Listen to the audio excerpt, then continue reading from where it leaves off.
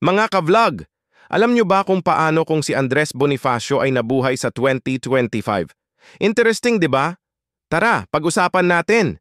Si Bonifacio, kilala natin siya bilang supremo ng Katipunan.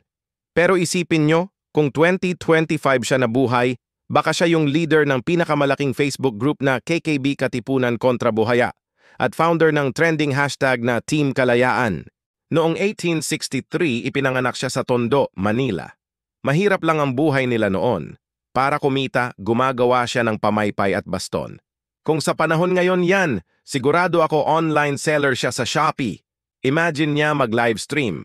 Hello mga ka-Shopee, welcome sa ating pamaypay unboxing haul. Hindi man siya nakapagtapos ng pag-aaral, pero grabe ang dedication niya sa self-learning. Noon binabasa niya ang mga nobela ni Rizal. Ngayon, baka todo YouTube University siya with playlist na How to Start a Revolution 101. Alam niyo bang siya ang founder ng KKK? Noon, dugong pirma sa papel. Ngayon, siguradong may Facebook group na KKK Official with 1M members. Rules, bawal snitch, bawal toxic, bawal spam post. Tapos profile picture nila may crossed emojis.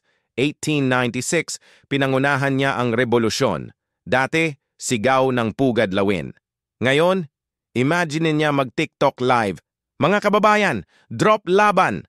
Sa comments kung sawa na kayo. Share nyo to para sa algorithm. Sadly, dahil sa intriga, napatay siya noong 1897. Kung ngayon yan nangyari, trending agad sa Twitter, "Yeah, justice for Andres, just supremo forever." Hanggang ngayon, si Bonifacio ay simbolo ng tapang at pagmamahal sa bayan. Modern version, siya yung laging nasa rally with placard na walang forever kung walang kalayaan, may podcast na Supremo Talks, at idol ng lahat dahil hindi sumuko sa laban. Guys, yan ang ating supremo kung 2025 siya nabuhay. Kung na-inspire kayo sa kwentong to, don't forget to like, share, and subscribe. Hit that notification bell para updated kayo sa next historical what if natin. Salamat sa panonood at tandaan, kalayaan is life. Peace out!